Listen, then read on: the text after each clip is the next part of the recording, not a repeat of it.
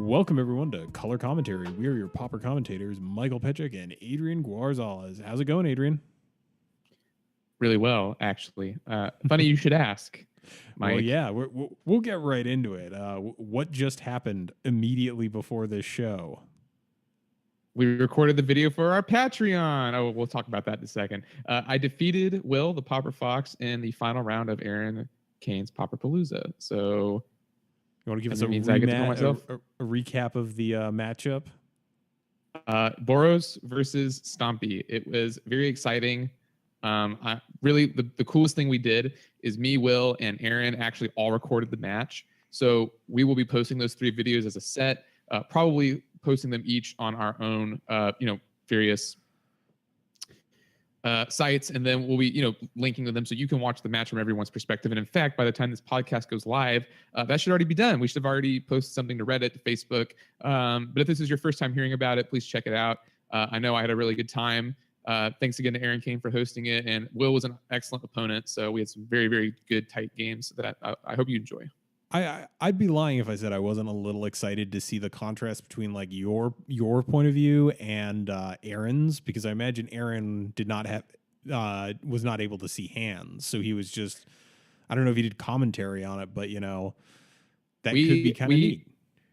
We did instruct him to do commentary. I gave him the login for my video recording software, and he had the Moto account, and we told him where we were and when we were going to be there, and he showed up. And I'm really looking forward to hearing it as well. Hopefully by the time that you're listening to this, I'll have already watched those, and it will be, pretty awesome. Yeah. And congratulations, you're going to get a super sweet custom deck box, and I've seen some of the stuff Aaron has put out. I mean, we own some stuff that Aaron has put out, and he does some just amazing work. Yeah, it's gorgeous. Aaron Kane. Since you get to customize it, what are you gonna ask for?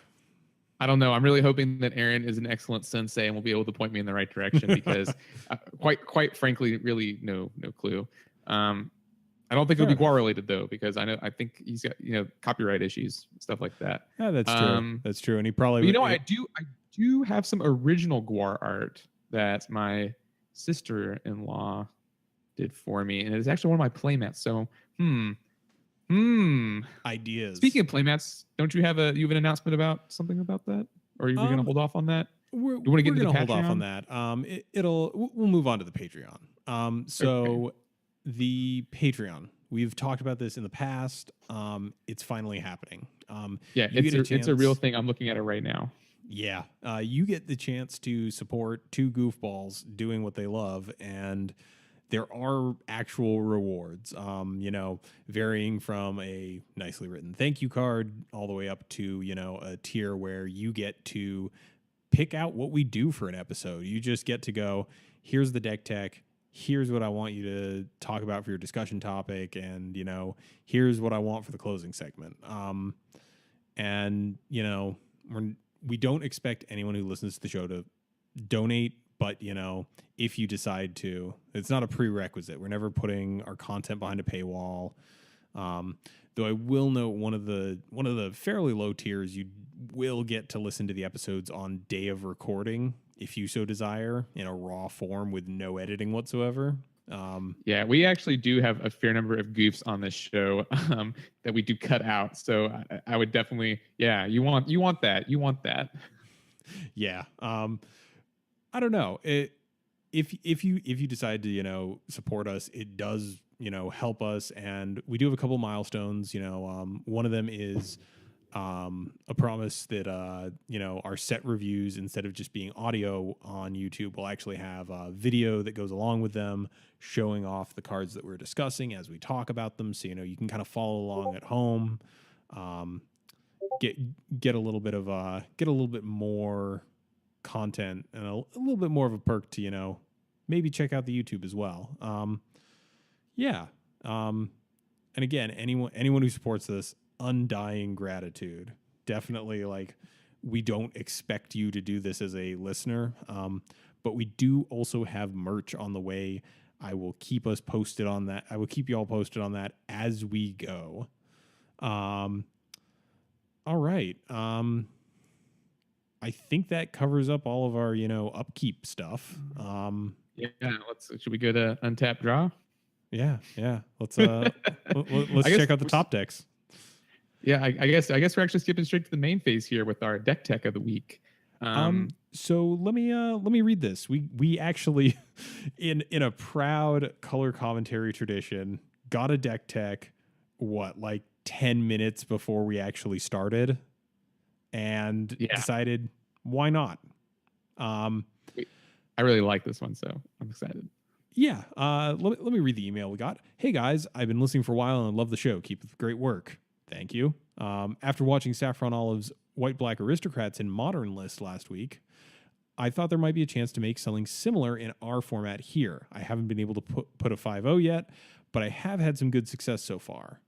Then notes, kind of breaks down a lot of stuff by the type of the role they play. And he notes, I've beaten Affinity and Tron pretty easily, but I haven't seen too much Mono Blue Delver. I don't really get much out of the Reddit threads when I look for help, so I figured I'd give you both a try. And then we got linked to a deck list, and which will be in the description, of course. Yep. And what we've got here is a black-red Aristocrats list. And for those who don't know, Aristocrats decks are decks that sacrifice creatures for value, named during the Innistrad RTR standard season, right? Right, because there were cards, and this is actually an effect that's been around for a while. Nantuko Husk or whatever Shade is one of the earliest examples of this. But it's still called Aristocrats. Sir. What? Phyrexian Ghoul is actually the exact same thing, like 2 blocks earlier. But continue. All right.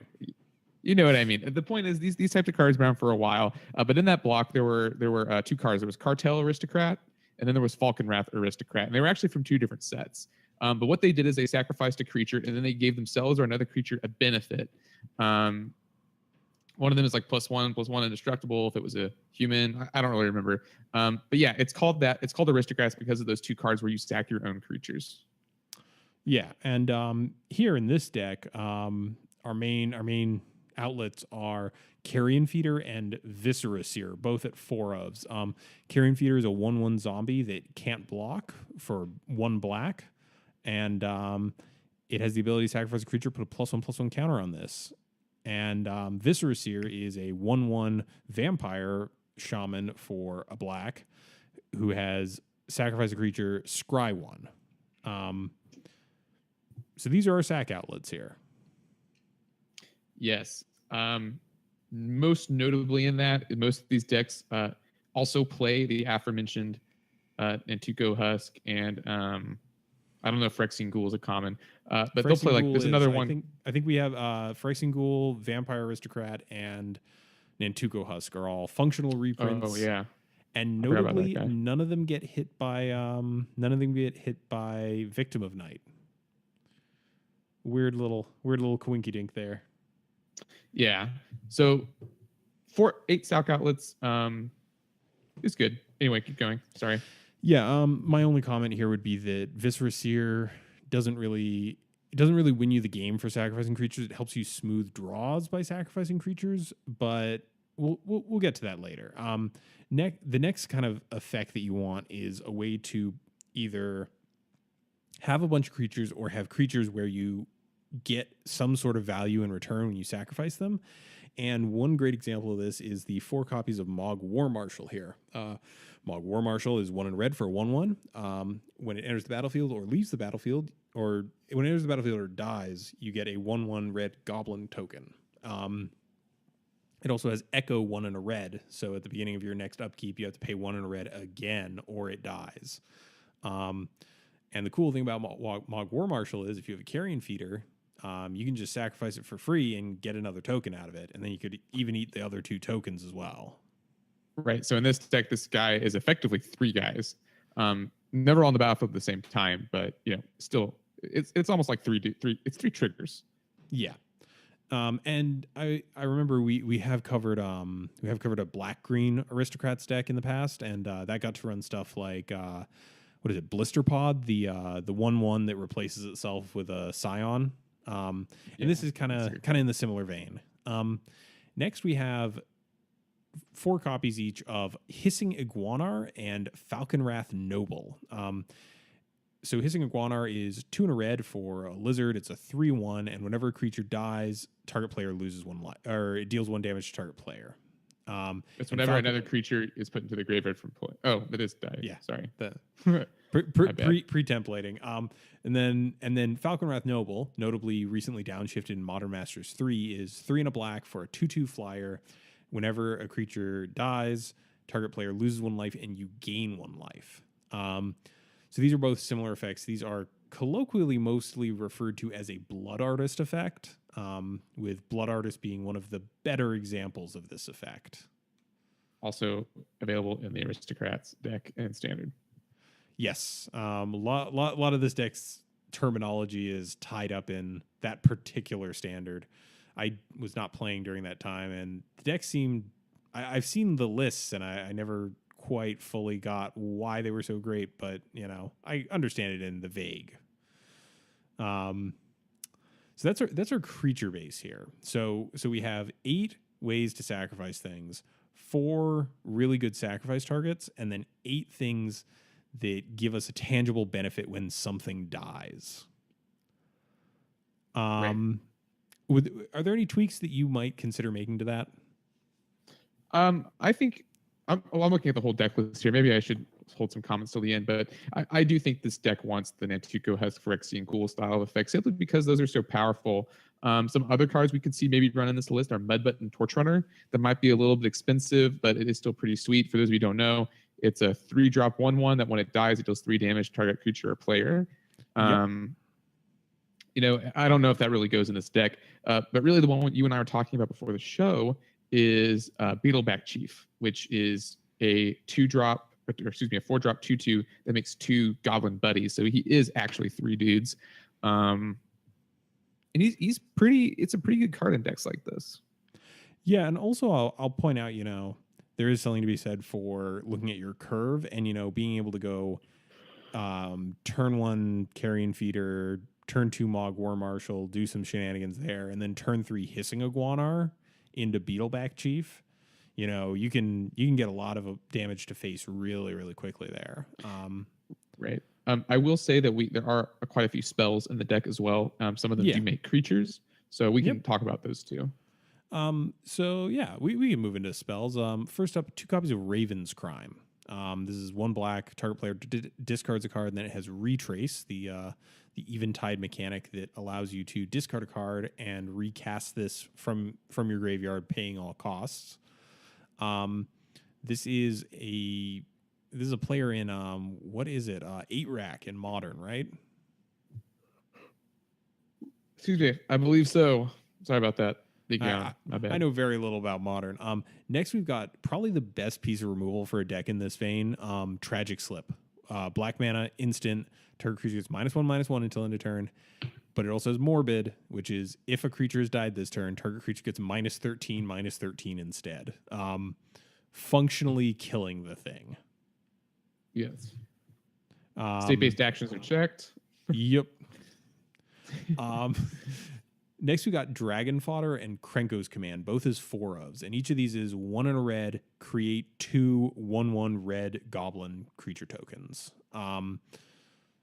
So, you know, it's a bear spread over 2 bodies, but this is a deck that cares about quantity over quality, I guess, in terms of the bodies it's chewing up.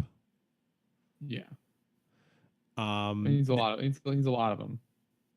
Yeah, next we actually have one that I am going to need to look up just ever so quickly here. Because I know this is when I forget what it does. Warren Weirding. 1 and a black, tribal sorcery goblin. Don't ask, it doesn't actually matter here. Target player sacrifices a creature. If a goblin is sacrificed in this way, that player puts 2 1/1 black goblin rogue creature tokens onto the battlefield. Okay, so basically... And those tokens gain haste. Yeah. God, that's weird. I know. It's the name of the card, Warren Weirding. Jokes. But okay, I see what's going on here. You know, you pop, you know, a Mog War Marshal and suddenly it's 4 bodies instead of 2. Okay. And last up, a token producer from the worst limited format, arguably of all time, Thatcher Revolt. 2 and a red, sorcery, put 3 1/1 red human creature tokens with haste onto the battlefield, and sacrifice those tokens at the beginning of the next end step. Right. So you can sacrifice these, get some extra value off of them. Seems pretty good. Seems like it fits in the deck. I could imagine there are turns where you turn 4 Falcon Wrath Noble, and then turn 5 you have Thatcher Revolt and Carrion Feeder. You know, that seems like a good turn. Yeah. Land base is nothing dreadfully interesting here. But let's move on.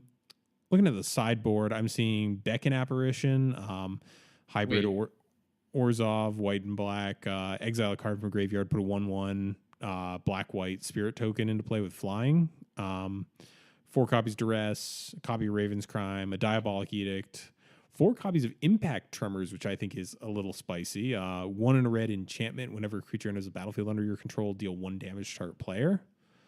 Or actually, I believe it might be each opponent. I just need to check that right. Yeah, okay, it's 1 damage to each opponent. You don't get to target. And then another copy of Warren Weirding. All right, so this got sent over to us, and before we move on, I actually I want to talk about the Manface. Yeah. You said it wasn't interesting, but it is, because if you'll look, you'll see there are only 18 lands in this deck, and B, there are no basic mountains. I think both of those. I think this may actually be a mistake, because I'm looking here and it says there's 70 cards total in this deck. Wait. Where are you looking? I'm looking right at the bottom. There's 70 cards total. Okay, so I think we're missing 5 mountains, which would explain the weirdness. All right. Never mind. I don't have anything to say then. That sounds fine. All right. Okay, so worth noting, there are a couple of cycling lands in here just to kind of, smooth out draws, and your usual accompaniment of dual lands. Okay, so you already mentioned potentially Mudbutton Torch Runner and Beetleback Chief. I actually really like Beetleback Chief here. Mm-hmm. Are there better options than Dragon Fodder and Krenko's Command? Because those to me are kind of striking me as, in a world where turn 2 can involve Blood Burning Tree Emissary. Caught myself. In a world where that's a very real thing that you have to deal with, is making 2 1/1s really what you want to be doing turn 2? Let me hit you with this. Is this a deck where you want to add in some artifact lands and maybe play Otha Rebirth?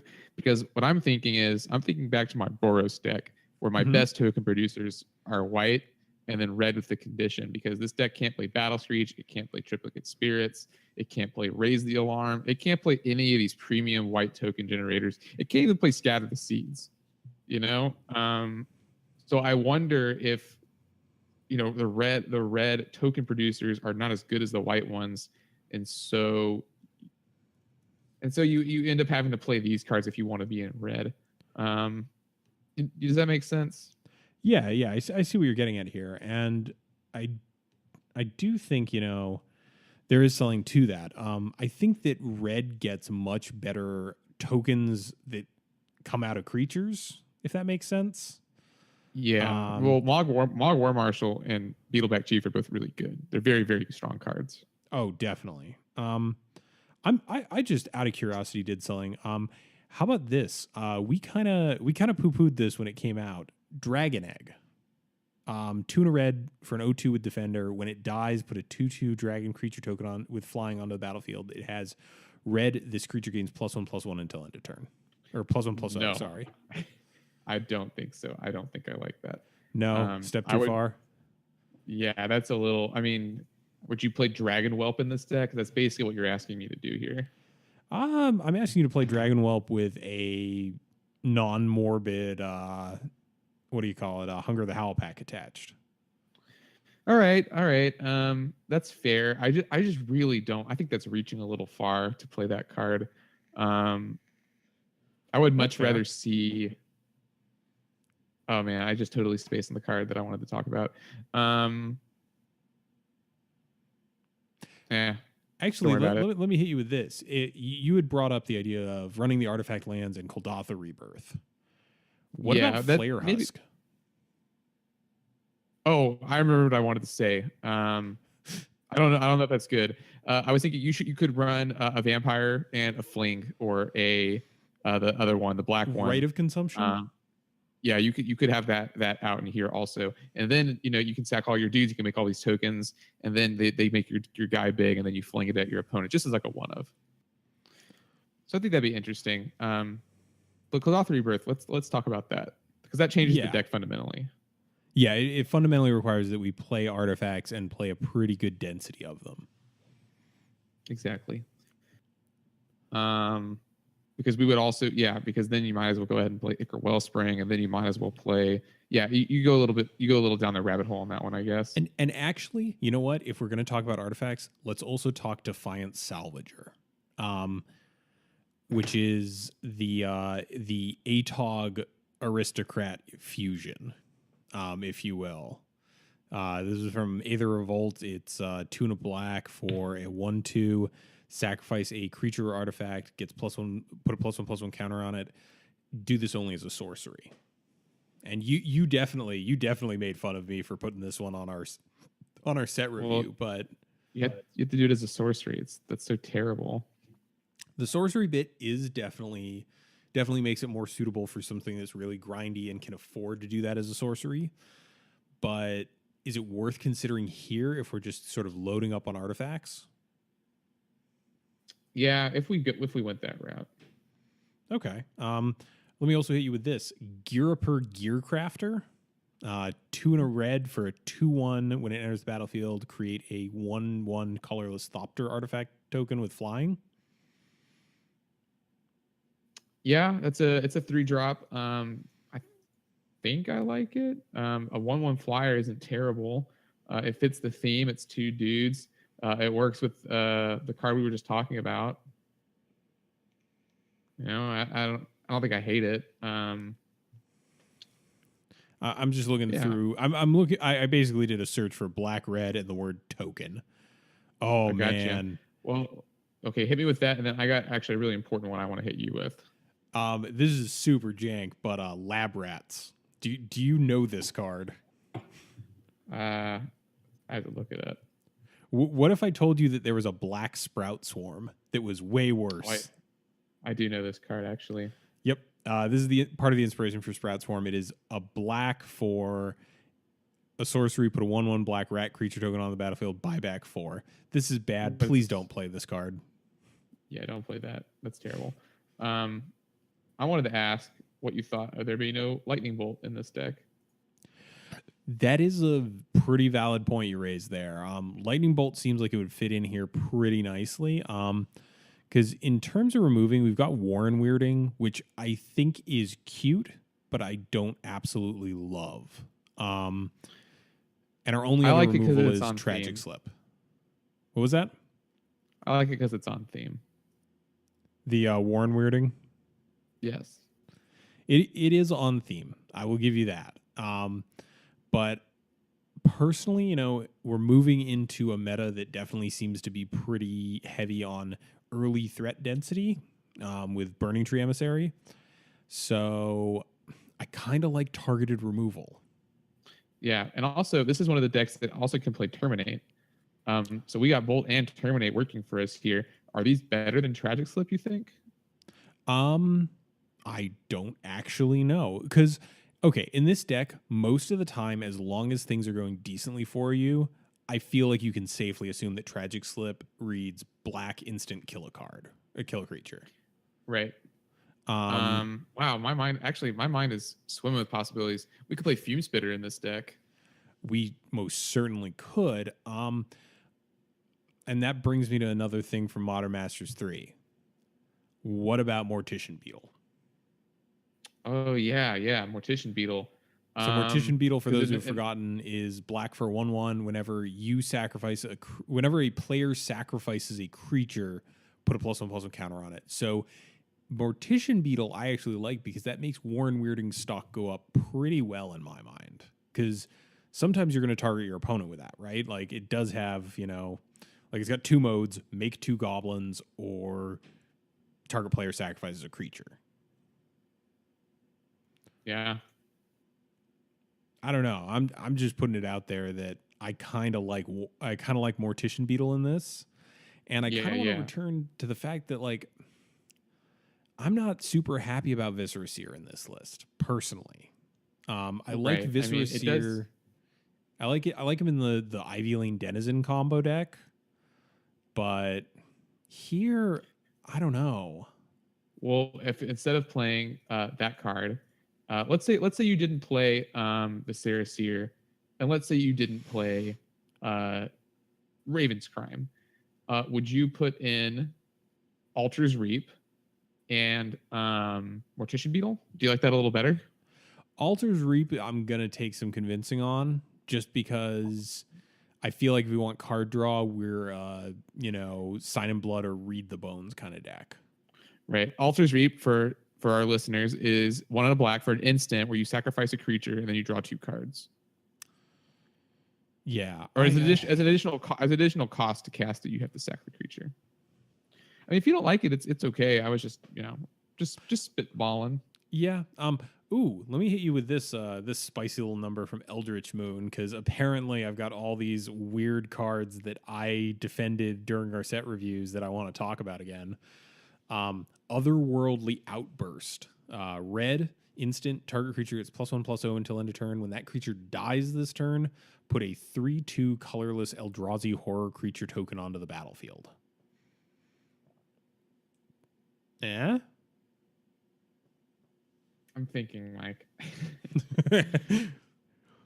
I don't think it's amazing.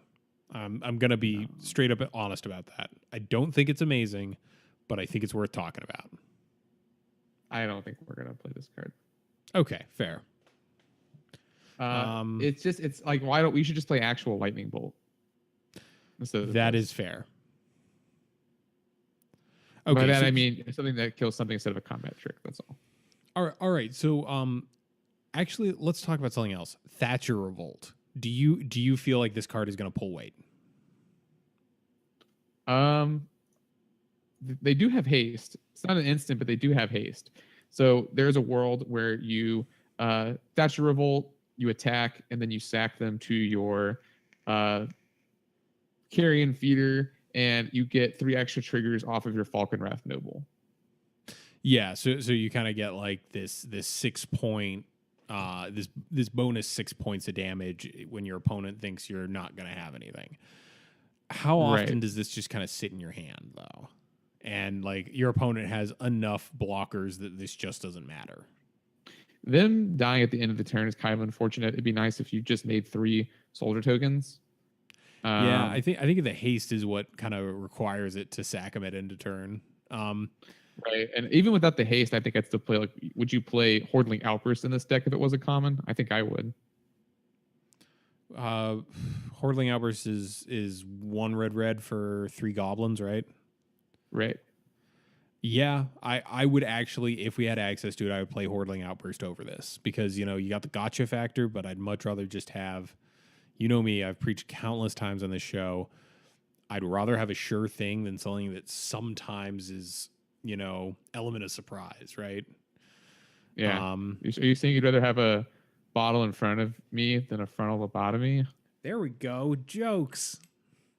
What about Wake Dancer? Oh, Wake Dancer. That's a morbid. A creature gets -2/-2 till end of turn when it enters the battlefield. No. Wake Dancer is 2 and a black, 2/2, morbid when it enters the battlefield. Create a 2/2 black zombie. Oh. So it's 4 That's power for 3 mana, spread across 2 bodies, and all it requires of you is to have already sacrificed something. Yeah, and you're gonna want to do that anyway. I like that. I'm trying to think. Yeah, there's no way to shenanigan Wake Dancer into triggering its own ability. I don't know.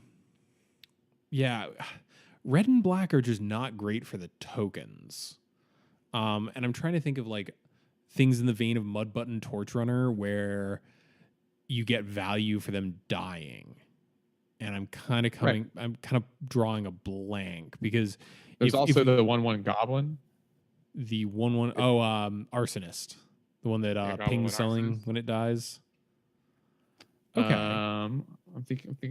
I think there's some more because we just got a red black. Red black is a thing in Modern Masters, and so it plays some of those cards. Because I'm trying to think of more in the vein of Mudwood Torch Runner, which is a common in that set. That's what I'm getting at here. It's. I was gonna say, have you actually drafted Modern Masters 3? Yeah, I've done it twice. Yeah. Okay. I had a feeling. Why? Oh, just because you were referencing a bunch of cards that came out from that set. Yeah. Okay. So, Arsonist. There's the Slave Driver, Grixis Slave Driver. It's 6 mana, so that feels like it's a slog for this deck. I don't think we should play that card. I don't know. I feel like Pauper's a little slim on black red. Like when this dies, do a thing. Outside of like a couple of goblins that do it. Yeah. I'm going to some spoilers now. See what I can see. Yeah, I'm just trying to think. Like, maybe there aren't any more. Maybe we just thought of them all already, and so this is, we couldn't possibly think of any more. So that's totally. I guess personally, I would love to see a version of this that runs a bunch of artifacts. I would absolutely love to see, a Otha Rebirth, maybe toss in some Defiant Salvagers, even though I know you're loath to allow that. I think Fling is a great idea. I think, swing in with my Carrion Feeder, drop you to like 5. Oh, by the way, Fling, you're dead. I like that. or even Temur Battle Rage. Yeah, just like stuff like that. But there is nothing else in the set. We thought of everything. Okay. Yeah, I would like to see something like that in here. I would like to see Beetleback Chief. Really like to see Lightning Bolt. I think that those, you could actually probably play a one of Trumpet Blast in this deck too. I was just thinking about that to like end the game. Do we not have a better Trumpet Blast in red and black? I think it's just Trumpet Blast. I think the only one flashback is the white one. Okay. I was just going to say, like, I was wondering if there was like a slightly better version, but I think you're right. I mean, there might be. I think Trumpet Blast is the best, like, instant speed buff the team effect in black and red and Pauper. Now, let me bring something up that is like a fair warning about this deck. This deck seems very weak to nausea effects if it does not have a sack outlet. Yeah. Oh, go ahead. No. I just paused. All right, I didn't even say. So, I think we should move on. I think we should move on to the price. Oh yeah, this was one of the things that actually shocked me the most about this list because Adrian, tell us how much this costs online. Less than $3. We're looking at $274 and $1668 in paper. If you like tokens, if you like red and black, pick this up. Ben is the name of the submitter of this deck. I think it's actually a great deck, and I think it has a lot of potential. I definitely think some of these cards can be, I think there's some better cards out there, but I really like the idea that you submitted us here because I really, really, really like red, black, and it's a fun archetype when you can do all this stuff. Plus, I think one of the big reasons we really wanted to talk about it today, it plays an awesome card like Warren Weirding, which you can't really find anywhere else, but also it included 4 copies of Falconwrath Noble, and I'm very, very happy to see a deck playing with the new cards. Oh yeah, I think definitely there is a certain culprit who's going to be seen a lot more than others, but Modern Masters 3 super, super cool for our format. Speaking of sets, did you realize it's almost spoiler season again? Yeah, dude, Monday, and we've already gotten some really nice ones. I can see here we're going to title this episode Almond Cat Ahoy, which I guess is just a joke for all of our I don't know. Eldritch Moon Ahoy was an awesome title. Oh, was it? Did I actually use that? Goodness. Yeah, dude. That's also like one of our most popular episodes, though. So it worked. All right. So this is not going to be a full on spoiler episode, but we've got some stuff to talk about. And first up, I want to talk about our Masterpiece series. It does not super affect Pauper as a format, but I want to talk about this. You'll be seeing them, Mike. There's Chain Lightning, Daze, Counterspell, Dark Ritual. You'll be seeing these cards. Okay, so basically they've confirmed that the expeditions / masterpieces are coming back in every set. And this time they're called the Invocations. And frankly, I have no idea what the common theme is. I've looked at the cards multiple times, and there's an elephant in the room. It's everything but green. It's everything but green, and also I don't know how you feel about how these things look. I think they're a little confusing. I think that the design team really went out on a limb here. I do like a lot of the art on the cards, but the border itself, it could be really good. I think where they really went wrong is they have all this extra junk in the title box of the card. Yeah. So for those who, may not have been listening dreadfully long or, don't listen when I speak, my day job is I sit down and I design things. My literal only source of income, except for I guess the Patreon, if that does well. My only source of income is I sit and design things for a living. I have done this for years. I really, really dislike these things. I can see what they were going for. I get the idea of we really want this to be these are the Almond Cat masterpieces, right? But compare these to the inventions, and I think the inventions executed on the make it feel like this plane idea in a much more subtle and enjoyable way. And I think, and also the other great thing was there was a theme. They were all artifacts, and it was like they were all at the big artifact fair. Each one of the ones all at the fair. The flavor text. Yeah, they were all this big fair, and there was a flavor text about the exhibit you were currently viewing. Yeah, they were very evocative of Kaladesh as a plane, but they were still identifiable as magic cards. And also, personally as a designer, there's some things that bother me that don't bother other people. I can't look at that cryptic command. The centered text on that is nails on a chalkboard to me. I don't know. I don't want to belabor this point. I think, this was a bold step, and I'm going to applaud them for being willing to take that bold step. I am going to say though that this one didn't hit the mark. Yeah. All right. And that's totally fair. And I think that's the opinion of a lot of people who've been talking about these. Yeah. Although, with varying levels of eloquence, I will say. There are definitely some people who just want to yell about this stuff on Twitter. Also, folks, I hate to have to say this. Please don't just go online and yell at Wizards of the Coast employees because you don't like how these cards look. That's please. Not the way to handle it.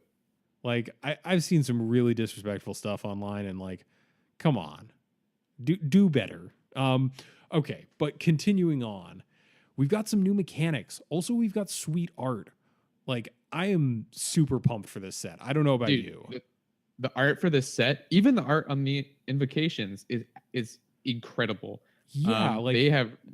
Oh my god. Yeah, the art is just really, really, really good, very strong and very on theme. And this is great because I really did not like that. I didn't like the Eldrazi were so prevalent for so long because they were in two different blocks. Yeah, this is a real breath of fresh air. Because they did Theros, right, which was ancient Greece, and this is ancient Egypt as Bolas's secret realm, and yeah. I actually really deeply love that all the architecture we can see has motif of the Bolas horns, the negative space that they create. But I'm super pumped. I absolutely love the dragons as well. I don't know if you've looked closely at them, but they're crocodiles. They're flying crocodiles. Yeah, dude, it's legit. Let's get. You want to get into the mechanics? Yeah. You want to talk about our first one that I adore? Yeah, our first one that Mike adores is a mechanic called Embalm. And so a card with Embalm, I believe it has to be a creature. It's basically flashback on creatures. So let's take the example we have. One of the early ones, True Heart Duelist. Not a common. Oh, actually, let's just go ahead and cover the common. That's Yeah. We did get a common Embalmer, so it's just not very good. I don't think his name is Unwavering Initiate. He's 2 and a white for a 3/2 with Vigilance. Embalm 5. So if he comes as a creature, he dies, and then I pay 5 mana if he's in my graveyard. I exile that card, and then I get another 3/2 with Vigilance. So it's essentially 2 dudes on 1 card. And the interesting thing is when it comes back, it gains the zombie subtype, and it also has no mana cost, which is pertinent because of how the rules work. They want these to be actual tokens, not, functional copies. Also, I don't know if you saw this, every card with Embalm has a token for it. Which that's so satisfying. Sweet. Like, and they're all mummies because of course they are. I don't know about you, but I am excited as I can't. We're a family-friendly show. The words that I want to use to describe my excitement, I cannot say on this show. I love this mechanic, especially like this and Unearth. Like this feels miles better than Unearth to me. This is just pure value. It's 2 dudes on 1 dude. All they have to do is print one that's just incredibly broken, and then there goes standard again. But also, like, it could just be a very valuable player in our format. Another thing that you can think about this is if we get like a good black one or a good blue one, that's a new toy for Angler Delver. They can just mill this and then embalm it later. Yeah. They haven't really delved into what colors are getting what abilities, but I think it's super cool that white now has a graveyard ability, because outside of flashback and like, are there any retrace spells with that are white? That's not a question for me. I honestly don't know. But like, I love that white finally gets this really cool graveyard mechanic. I will say both of the ones that have been spoiled with Embalm so far are human warriors, so there is that to look at. And they're both white for what it's worth. Yeah, white human warriors. Okay, so Embalm is sweet. We've got a new keyword as well, exert. And this was actually first seen on a leak of one of the game day promos. It's this big dragon that says when it attacks, you may exert it and deal 4 damage to target creature. And the big question for all of, I think like 6 hours was, what does exert mean? Turns out exert means you can choose to exert it, and if you do, it does not untap during your next untap phase. I think this is a neat design space. I'm just not sure. We haven't seen any effects at common for what this is going to boil down to. Right. If you have a creature with vigilance, I think it's actually pretty good. Or maybe there's a good greed one. You could exert a Nettlescent. No, it's an ability. Never mind. I was gonna say if a card gave the ability exert somehow, then Nettle Sentinel might be good. But never mind. That's probably not what's gonna happen. I don't think it's impossible. Like I could see like exert target attacking creature. It gets +X/+X until end of turn. Right, because what'll happen is you'll just untap the if it's a green spell, you'll just untap the Nettle Sentinel. So that's pretty sweet. Yeah. I can definitely. It feels like an interesting space to play with because it kind of puts an extra complexity on combat. And it does kind of, it makes a creature a little modal, right? Like you can say, okay, I'm going to have this slower thing that hits way harder, or I'm going to have something that's a little bit faster. Yeah, exactly. Next on the list, bricks. We've seen one card that uses brick tokens. All I can say is I am waiting for the pictures of someone showing up at their LGS with actual like masonry bricks, because that'll happen. Yeah, dude, Magic players are they're real funny guys and girls. Yeah. Also, by the way, if you need it, just go online, buy some Lego bricks, man. They're cheap. They weigh nothing. They'll be funny. You'll get a chuckle out of them at least one F&M from another person. Bricks don't weigh nothing. What are you talking about? Lego bricks. Oh, that is good. Sorry. The small plastic toys that you may have played with as a child, Adrian. I still play with them. I see what you're saying. Yeah, that's hilarious. You should definitely do that and use them as your brick counters. I'm doing that. I'm doing that. Yeah, there you go. Thanks for the tip. I don't know. We've seen one of them. It's at rare. I don't know if we're gonna get any at common. This actually brings up a super interesting thing. They're doing, in addition to the tokens, they're doing a punch card of like I don't know if you'd call them, like counters, I guess, or status effects. Like it's this little thing, and you punch out these little things. It's got one for exerted. It's got one for embalmed. It's got -1/-1 counters, and it's got brick counters. I think that's super cool. I don't know about you. I might give me a second to respond. I do think it's cool. I'm just reading the card because it's like charge counters, though, you know. Yeah, I think they're going to be functionally like charge counters, but they're probably going to have stuff that specifically interacts with brick counters, I'm guessing. Yeah, proliferate. Maybe, you know, you can proliferate these somehow too. Yeah, I'm expecting some sort of like proliferate ability on like a mason of some sort. Yeah, it's pretty sweet. But let's talk about the lands. Oh yeah, the big thing. There's full art lands. But not I all actually of them. I actually prefer the non-full art ones more. Yeah. The full arts for this set are they're a little super villainy, if that makes any sense. They all have this extremely ominous picture of Nicol Bolas's horns. Yeah, they're definitely, like, the other ones don't have the horns anywhere in them from what I could see. So they're definitely trying to like push that as like the full art land. I don't know. I'm glad that we now get full arts in regular non-Zendikar sets because I don't like the aesthetics of Zendikar's lands. Me either. I really don't. But this island right here is beautiful. This non-full art one with like the rocks. It's like a little cove. I love this island. Hold on.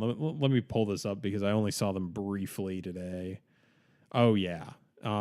Every one of the arts they've spoiled for the lands are like really, really thematic and, you know, lots of really dramatic lighting on them. But the big news obviously is full arts in a set alongside non-full arts. And I believe they said, 1 out of every 4 packs contains a full art. Dude, do you know who did this island? Mark freaking Poole. Really? Yeah, dude. That is tight. Yeah, I didn't know Mark Poole was still working for Wizards at all. Me either. That is awesome. Mark Poole did the art on this island. I love that. Yeah, that's sorry. I had to geek out. I love Mark. I love Mark. Oh, Poole. No. I'm like, I you know me. I'm a total art nerd. Also worth noting, one of my favorite Gravedigger arts was spoiled for this set. I absolutely love this this weird skeleton dude pulling another body out of like a tomb. I don't know. I like the portal one. The portal one is still the one that's in my cube, but this one gives it a very good run for its money. Yeah, well, this will be in foil, so it'll be sicker. Yeah, the art. I mean, we could go on and on and on about the art in this set. It is absolutely phenomenal for everything. Even the crappy cards have great art. Like Cursed Minotaur, I love the art on Cursed Minotaur. Yeah, this is one of the only spoilers we've gotten so far. You wanna take this one and the other one? Yeah, sure. Cursed Minotaur is a 3-drop 3/2 with Menace. It's a zombie Minotaur. That's all it does. It's really not very good, but the art on it's just like this desiccated Minotaur, and it looks so sweet. I love the Minotaur horns on this plane, how they're like ram horns. Oh yeah, they are rams, aren't they? They're not bulls. Yeah, I think that's really cool. I like how they separate species out for different planes like that. They've done it before with some of the other ones.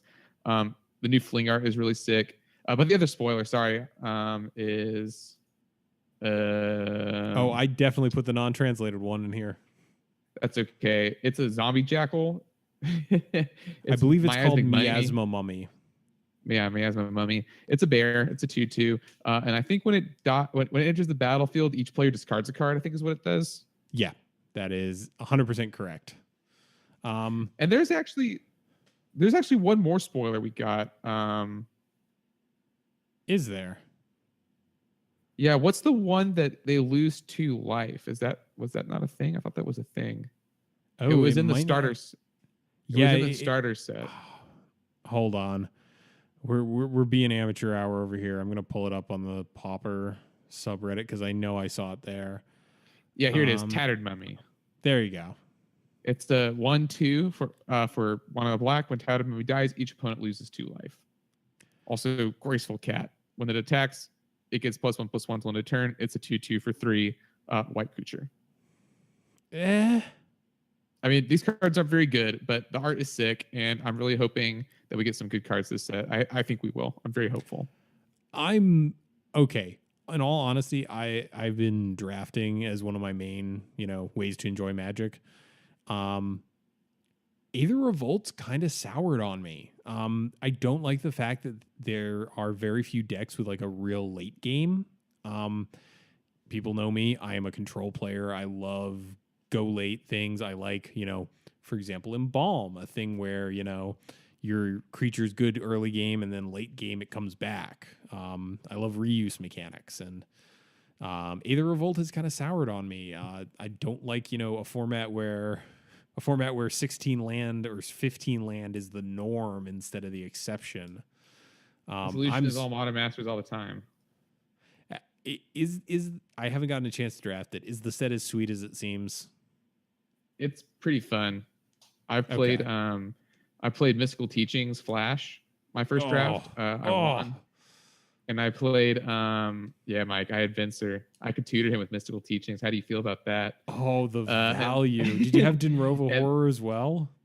Oh, I did. I had Gifts Ungiven, Dinrova Horror, and the Flashback Reanimate spell, and I was an Esper. Oh, I'm gonna be sick. Oh, that's amazing. Dude, it was pretty sweet. It was pretty sweet. And my new draft is Jund Sacrifice.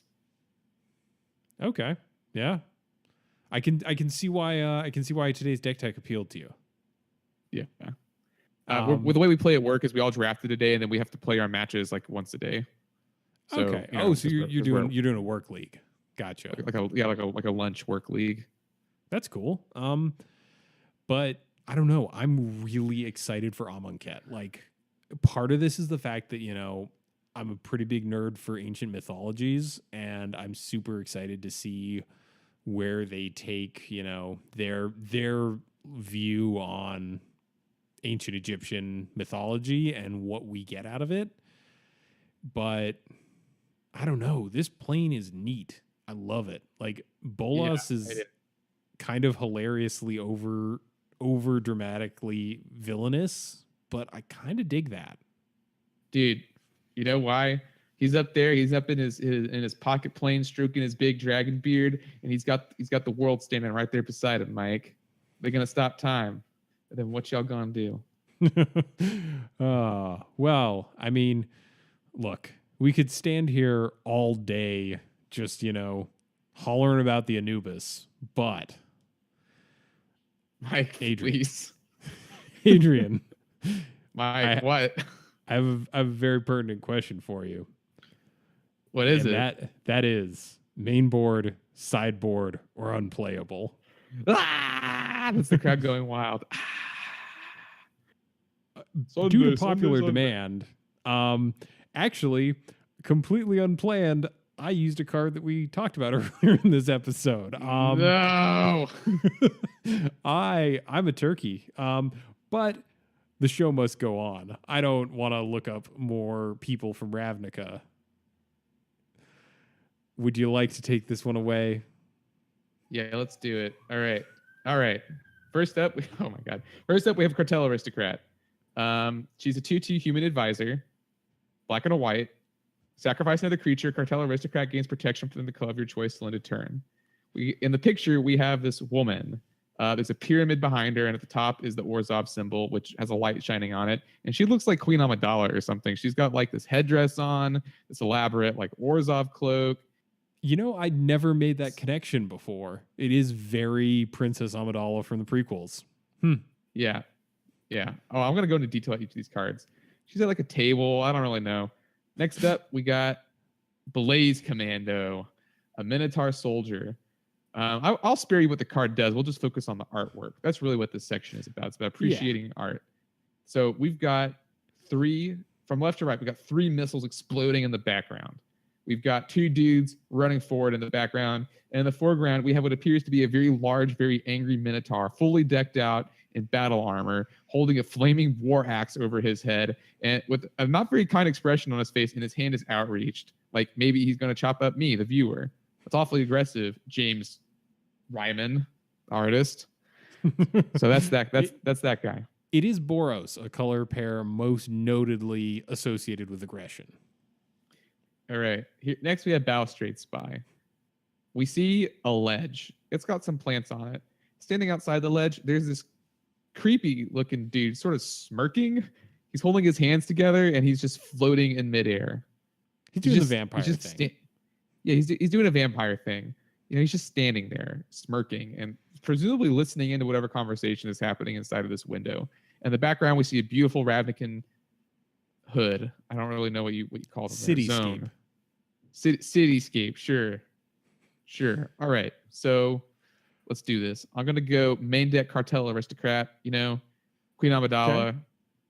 Lady in Power. You know, it's cool. It's cool. For okay, maybe board, okay. I'm gonna go with Balustrade Spy, because vampires. I mean, come on. Have you seen Twilight? Team Edward all the way. Unplayable is gonna be the Minotaur. And why is the Minotaur unplayable, Adrian? I'm not comfortable with the way that I'm being portrayed.